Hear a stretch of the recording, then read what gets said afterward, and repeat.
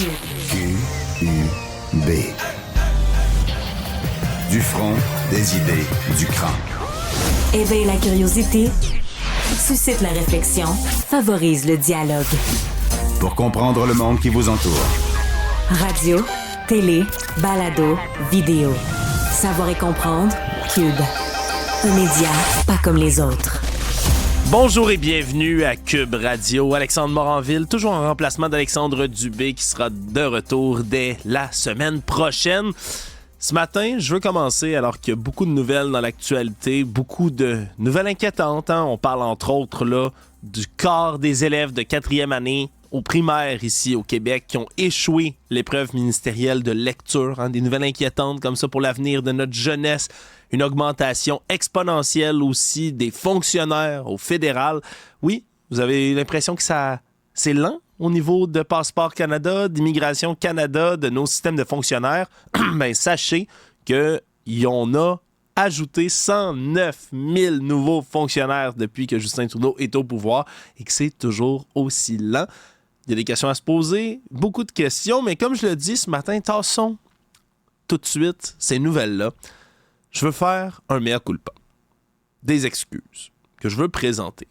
Des excuses que je veux présenter à de mes collègues ici à Cube Radio qui m'ont parlé dans les dernières années. Ça fait plusieurs années, depuis le début de Cube que je suis ici. Et en rentrant, j'ai eu le privilège plutôt de travailler avec des gens qui ont une expérience fantastique du métier. Je parle des gens comme Richard Martineau, ici, Benoît Dutrisac, entre autres, que j'appelle souvent affectueusement là, mes vieux chialeux, puis on a fait toutes sortes de blagues, la jeunesse versus, pas la vieillesse, mais l'expérience, je vais le dire poliment comme ça.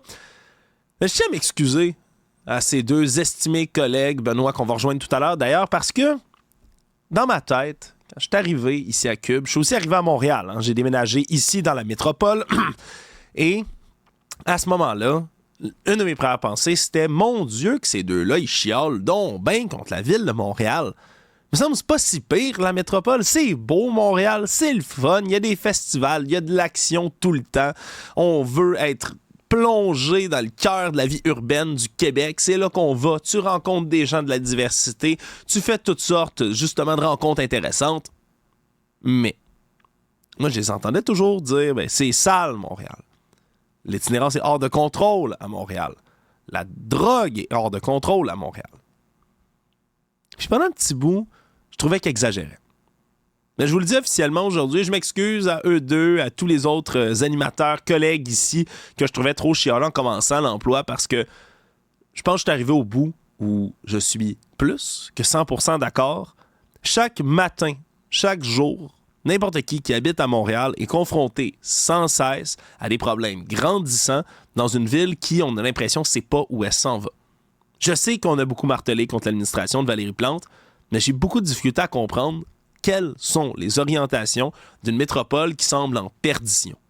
Parce que la perdition, c'est ça, pour moi, que Montréal est en train de faire. Elle est en train de se perdre. Puis ça me fait de la peine. J'adore Montréal. C'est une ville magnifique. J'ai énuméré toutes sortes de compliments envers cette ville-là. Je continue de l'aimer. Je continue d'être heureux d'habiter ici. Mais ça devient de plus en plus difficile de le faire en se respectant puis en ayant du plaisir. Parce que, pour de vrai, on a nos collègues du Journal de Montréal, de TVA Nouvelles, qui rapportaient, là, pas plus tard qu'hier soir, encore une fois, la situation dans la fameuse allée du crack à Montréal. Parce que oui, il y a une allée du crack, pensez-y. On a donné un nom à une ruelle, une rue qui... C'est comme impossible de régler la situation. Les habitants sont en train de fuir le quartier. Il y a des gens qui habitent là et qui trouvent des cadavres devant leur porte, des gens avec des marteaux, des barres de fer qui courent après les gens dans la rue, quelqu'un avec un couteau qui rentre dans une clinique d'injection supervisée qui est là sur place, le cactus et qui fait de son mieux. Je veux pas blâmer cet organisme-là, mais quand tu mets un centre comme ça en plein milieu d'un quartier résidentiel, il va y avoir toutes sortes de problèmes. Puis on beau mettre de la police, et plus de police, puis encore plus de contrôle dans cet endroit-là. Les images qui viennent de cette ruelle sont horrifiantes. C'est vraiment de la tristesse à l'état pur de voir des gens se ravager comme ça, puis être menaçants. C'est plate, mais c'est des gens qui ont des problèmes et qui sont ensuite menaçants pour tous ceux qui les côtoient. Ici à Cube, je rappelle, on est dans le centre-ville de Montréal, ça fait des années qu'on le voit, cette augmentation-là de la toxicomanie, augmentation de l'itinérance, puis on n'a aucune idée, aucune solution concrète pas de plan. La ville dit, on a besoin de l'aide du provincial. Le provincial dit, c'est le problème du fédéral de venir nous aider là-dessus. Le fédéral dit, non, c'est les municipalités. Tout le monde se lance la balle. Personne ne règle le problème. Puis il y a des gens qui s'accumulent dans les rues puis qui tombent dans des problèmes de toxicomanie comme ça. Puis tout ça, ça vient avec quoi? Ça vient avec une saleté à Montréal. Encore une fois, je présente mes excuses. Benoît Richard, je m'excuse envers tous ceux que je trouvais qui chialaient trop sur la propreté de la ville de Montréal. Mais c'est une dompe dehors. Puis on a encore une nouvelle dans le journal. Des gens qui sont près de la station du métro Jean Talon, des gens qui sont près de la Plaza Saint-Hubert, qui se rendent compte qu'il y a tellement de rats dans les ruelles, puis des belles ruelles vertes. C'est censé être ça, la beauté de Montréal, des ruelles vertes communautaires dans lesquelles les gens jardinent tous ensemble, embellissent leur quartier, puis rendent ça plus vivable puis plus plaisant à y habiter. Mais là, la ruelle verte, il y a du monde qui s'échine tous les jours à gosser des plates-bandes pour que ce soit beau. Ils trouvent des remords à grandeur. Il y a des sacs de déchets partout. Il n'y a pas de bac pour les récupérer. Puis ça, tout le monde à qui on parle nous rapporte la même chose. Ma collègue Jessica, ici, qui est à la mise en ligne, entre autres à Cube Radio, m'explique, puis c'est des détails dégueulasses, mais on va tous les dire parce que ça vaut la peine d'expliquer à quel point c'est sale puis c'est dégueulasse. Dans la dernière année, elle m'explique qu'elle a marché sur au moins 3 tampons souillés dans les rues. Que le parc à côté de chez elle, le parc des Faubourgs, là, qui se trouve tout près du pont Jacques-Cartier, ils ont enlevé ce printemps-ci 4 poubelles. Pourquoi? On le sait pas. Ils ont enlevé des poubelles. La difficulté à faire marcher son chien parce qu'il y a trop de vitres à terre. Un problème que j'ai déjà expérimenté, moi aussi. Des sacs à grandeur, pas ramassés, qui restent là des semaines, voire des mois. Un logement incendié, tout près d'une résidence. Logement pogne au feu, on passe le calinette ou quoi que ce soit dans la place pour être capable de nettoyer. Qu'est-ce qu'on fait avec les meubles, les matelas, tout ce qui est souillé à l'intérieur? Sur le trottoir pendant 2 mois de temps. C'est un autre témoignage qu'on a aussi.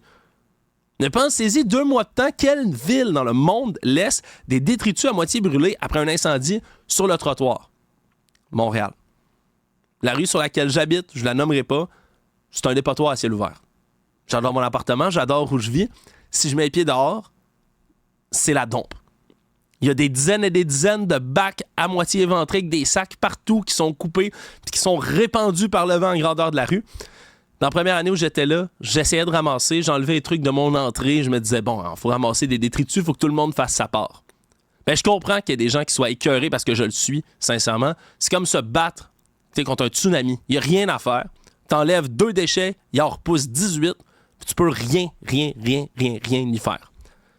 Sérieusement, quand je vois ça, puis que je vois que la Ville de Montréal décide d'offrir un salaire de presque 200 000 $, 200 000 et plus, à une nouvelle personne, un directeur diversité et inclusion sociale à Montréal. Je veux dire, on peut pas être contre la diversité, on peut pas être contre l'inclusion, c'est un principe absolument louable. Mais est-ce qu'on peut pas prendre cet argent-là, dans un moment où la Ville dit être serrée à la gorge dans ses budgets puis augmente les taxes municipales, est-ce qu'on peut pas désigner un ramasseur de poubelles en chef, gestionnaire de la propreté de Montréal, directeur des opérations de ramassage de la de cochonnerie à Montréal? Il donne un salaire de 200, 300 000, donnez-y l'argent qu'il veut. Mais nommez quelqu'un qui va être responsable de ce dossier-là. On dit que le directeur diversité et inclusion va être responsable aussi du dossier de l'itinérance. J'ai hâte de voir. Mais sincèrement, moi, ça me déprime. Puis je répète, toutes mes excuses à mes collègues que je trouvais trop chialeux au départ. Clairement, je suis arrivé à Montréal ici avec une belle petite face, pas de barbe. J'étais naïf, heureux, jovial. J'étais encore heureux, j'étais encore un bon vivant. Mais ma beauté puis ma belle illusion que j'avais, que je me faisais de Montréal, je vous avoue qu'elle est partie en s'il vous plaît. Bienvenue à Cube Radio.